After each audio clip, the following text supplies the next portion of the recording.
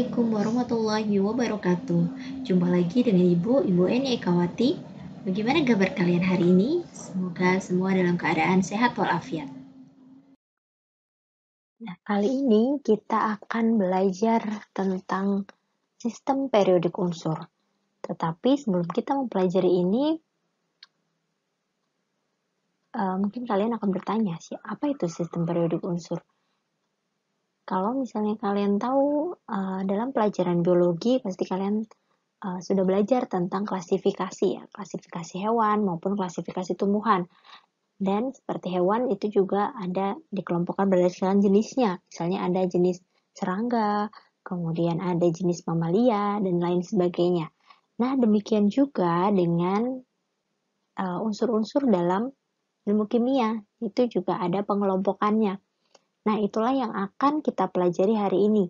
Jadi, tentang perkembangan dari sistem periodik atau pengelompokan unsur-unsur kimia.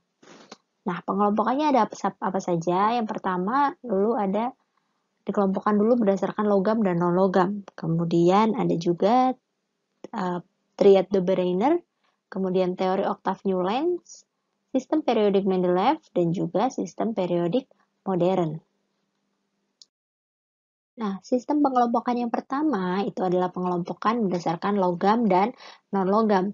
Jadi unsur itu hanya terbagi menjadi dua golongan, yaitu golongan logam dan golongan non-logam. Jadi pencetusnya adalah Anthony Lavoisier.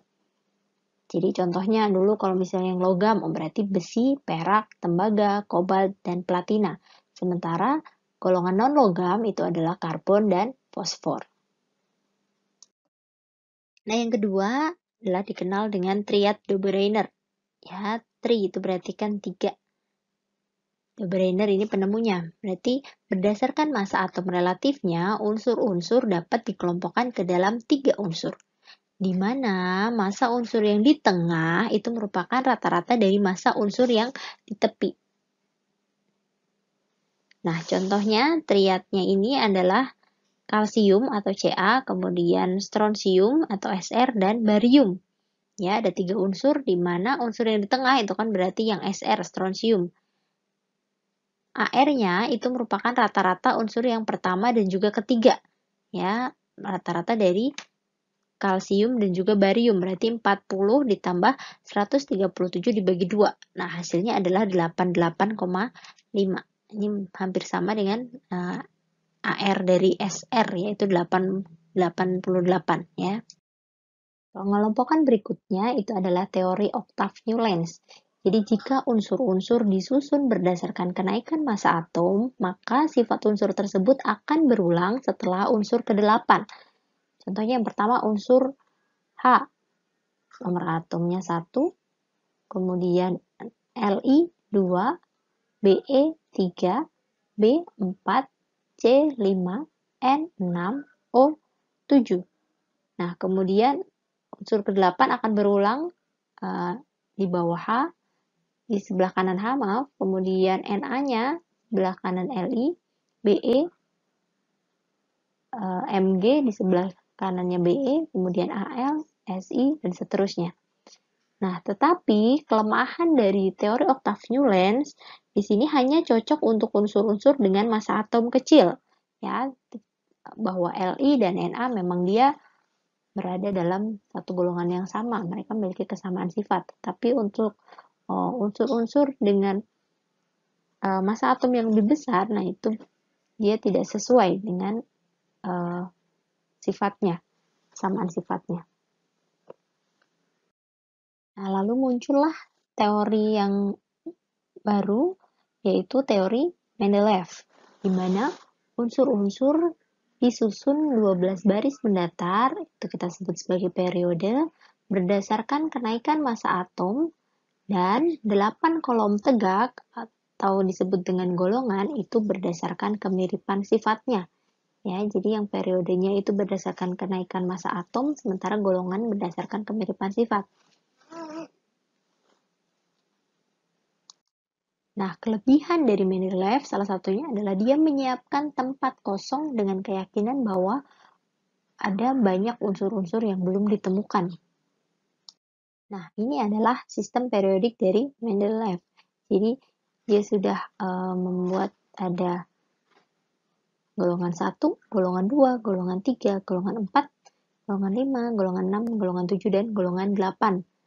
Ke bawah ya, kemudian periodenya ada periode 1 sampai 12. Nah, di sini dia ada yang strip ini merupakan unsur-unsur yang masih dia ramalkan nanti akan ditemukan ya. Jadi dia kosongi untuk sistem periodik.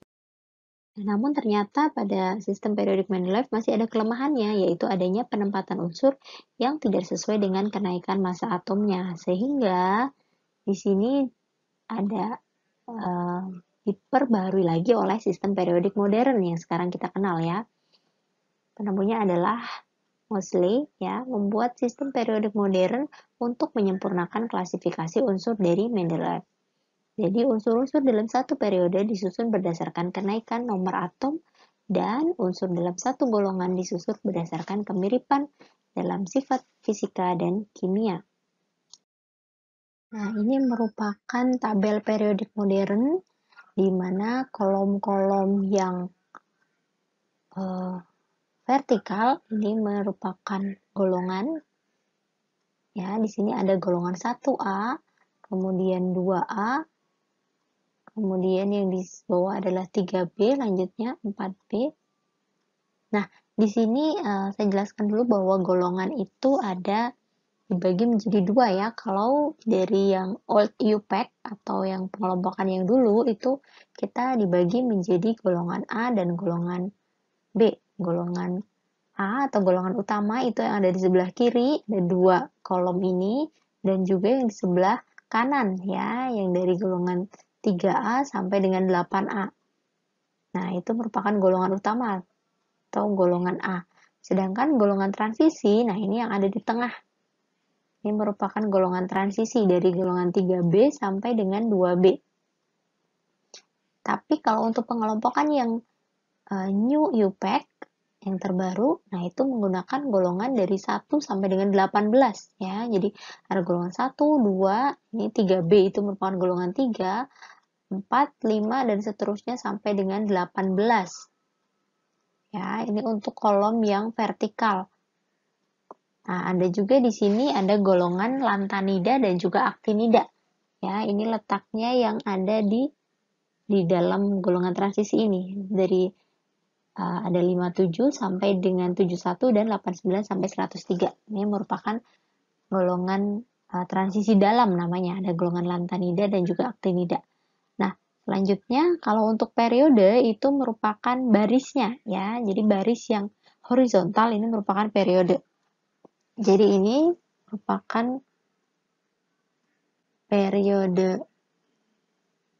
Nah, ini merupakan periode 1 yang horizontal ke kanan. Kemudian ini periode 2, 3, 4, 5, 6, dan 7. Ada 7 periode ya yang ke sebelah kanan. Ya, jadi yang bentuknya baris itu merupakan periode. Kalau yang kolom ke bawah itu adalah golongan. Ya, jadi ada 18 golongan dan juga ada 7 periode. Lalu hubungan konfigurasi elektron dengan sistem periodik. Hubungan konfigurasi elektron dengan sistem periodik jadi disebutkan bahwa periode itu ditunjukkan oleh N tertinggi atau kulit terluarnya. Ya, kulit terluar atau kulit yang paling besar itu menunjukkan periodenya. Kemudian nomor golongan ditunjukkan oleh jumlah elektron valensi. Ya, jadi jumlah elektron valensi pada kulit terluar itu menunjukkan golongan. Sementara banyaknya kulit itu menunjukkan periode. Contohnya, misalnya unsur X dengan konfigurasi elektron sebagai berikut. 12 Mg, berarti 1s2, 2s2, 2p6, dan 3s2. Maka unsur itu terletak pada periode. Nah, periodenya berarti kita lihat kulitnya. Sini kan 1S berarti kulit 1, 2S berarti kulit 2, 2P kulit 2 juga, 3S. Nah, paling besar adalah 3S. Ini berarti kulit ke-3. Ya, berarti ini menunjukkan periodenya 3. Ya, sementara untuk golongannya, nah kita lihat dari kulit yang terakhir, orbital terakhir, karena mempunyai 2 elektron valensi di orbital 2s, nah maka golongannya golongan 2a. Nah, inilah untuk penentuan periode dan juga golongan untuk yang golongan utama ya, atau golongan A. Jadi ada golongan 1A sampai dengan 8A. Sama bahwa periode dilihat dari nomor kulit terluarnya, sementara golongan dilihat dari jumlah elektron valensi. Nah, tapi bagaimana cara menentukannya? Kalau misalnya nanti dalam konfigurasi elektron itu terakhir kalian melihatnya atau menentukannya itu terletak pada orbital S, nah kalian ingat ya, orbital S itu berarti sendiri. Berarti dia boleh kalian hitung jumlah elektron pada orbital S itu saja. Ya, kalau misalnya jumlah elektron pada orbital S itu 1, nah di sini 1, berarti golongannya adalah 1A. Kalau misalnya nanti orbital S-nya di sini 2, oh berarti nanti golongannya 2A. Tapi kalau pada orbital terakhir kalian menemukannya di orbital P, maka ingat orbital P. Kalau tadi S itu kan sendiri atau single, dia boleh kalian langsung menghitung jumlah elektron yang ada pada orbital S. Tapi kalau P itu berarti ingat pasangan. Jadi kalau kalian menemukan orbital terakhir itu di P, kalian tidak boleh langsung menghitung jumlahnya. Misalnya P di sini ada 1, oh berarti dia golongan 1. Bukan. Karena P butuh pasangan, pasangannya apa? Pasangannya adalah S. Ya, pasangannya adalah S. Berarti S dan P kalian jumlahkan elektronnya. Ini ada 2 tambah 1, berarti 3A. Begitu seterusnya. Misalnya di sini S-nya 2, P-nya 2, berarti 4A. Dan seterusnya sampai 8A. S-nya 2, P-nya 6, ya, di jumlah 8. Nah, lalu bagaimana untuk penentuan periode dan golongan pada golongan B atau golongan transisi? Ya, kita akan simak ya bahwa untuk menentukan periode itu tetap sama, nomor kulit terluar atau terbesar. Ya, sementara untuk golongan jumlah elektron valensinya. Nah, tetapi untuk golongan transisi, cirinya adalah apabila nanti kalian saat membuat konfigurasi elektron, orbital terakhir itu adalah orbital D. Ya, kalau orbital terakhirnya itu orbital D, itu maka unsur tersebut merupakan unsur golongan transisi ya atau golongan B. Nah, sehingga ini yang kemudian membedakan konfigurasi elektron dengan orbital dan konfigurasi elektron yang dengan kulit ya, karena dengan kulit kita tidak dapat membedakan itu masuk ke dalam golongan A atau golongan B ya. Tapi kalau dengan orbital, kalau misalnya di orbital terakhirnya itu di orbital D, berarti unsur tersebut merupakan unsur golongan transisi. Ya, ingat kalau D, tadi kan kalau S dia bisa sendiri ya atau single, P dia pasangan. Kalau D juga double artinya. Double berarti dia nggak bisa sendiri. Kita dalam menentukan golongannya tidak boleh langsung menghitung elektron yang terdapat pada orbital D. Tetapi, nah D juga ada pasangannya, yaitu pasangannya adalah S. Jadi kita harus menghitung elektron yang terdapat pada orbital S di depannya. Ya, di sini tapi perhitungannya berbeda. Jadi N, S, dan N-1D. Artinya kulit yang ada pada orbital D itu lebih rendah daripada, atau lebih sedikit ya, lebih sedikit daripada orbital S. Tetapi untuk tingkat energinya dia lebih tinggi. Ya, jadi misalnya di sini contohnya misalnya N-nya 3 ya, berarti 3S2. Misalnya 4 N-nya 4 berarti 4S2 dan 3D1 ya, karena orbital D itu baru ada pada kulit ketiga. Ya, berarti 4S2 3D1. Nah, kalau seperti ini kita jumlahkan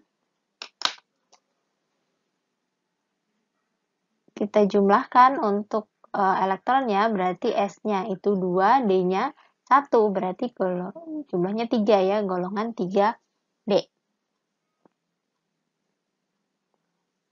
Kemudian begitu S-nya 2, D-nya 2, berarti golongan 4B.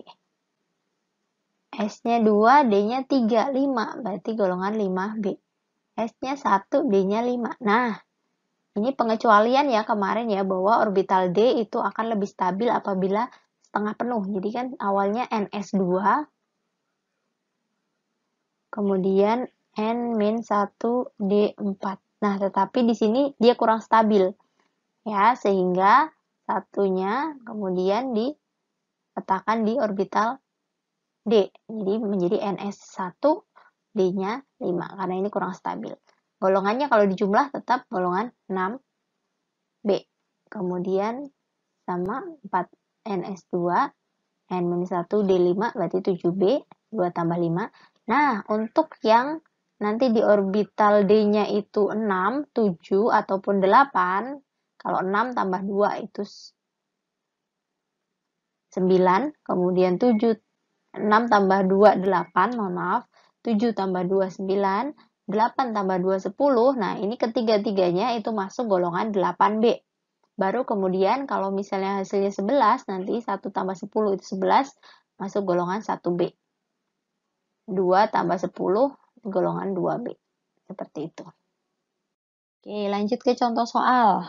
Tentukan golongan dan periode dari unsur berikut. Ada unsur Na, nomor atomnya 11, kemudian Cl, nomor atomnya 17, dan Sc dengan nomor atomnya 21. Mari kita buat konfigurasinya. Kalau Na, itu berarti konfigurasinya adalah 1S2, 2S2, 2P6, 3S1. Nah, berarti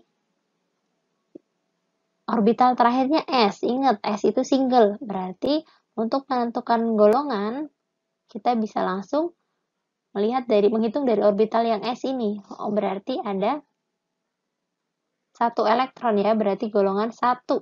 Nah, S itu bahkan golongan A ya, jadi 1A. Kemudian untuk periodenya, dilihat dari kulit terluarnya atau terbesarnya. Ada kulit 1, kulit 2, dan kulit 3. Oh, berarti periodenya periode 3. Sekarang lanjut untuk Cl. 1S2, 2S2, 2P6, 3S2, 3P5. Nah, sekarang elektron terakhir ada pada orbital P. Ingat, P itu butuh pasangan. Pasangan siapa? Nah, di sini. Pasangannya S yang di depannya. Berarti nanti untuk golongannya, nah, di sini kita menghitung elektronnya. Ada 2 tambah 5, berarti golongan 7A. Ya, karena tadi S dan SP itu masuk golongan A. Periodenya sama kulit terbesar, yaitu kulit ketiga ya, berarti periode 3. Nah, sekarang untuk yang SC terakhir, 1S2, 2S2, 2P6, 3S2, 3P6, 10, 4S2, dan 3D1. Nah, sekarang kita hitung dulu 10, 20, 1. Oke.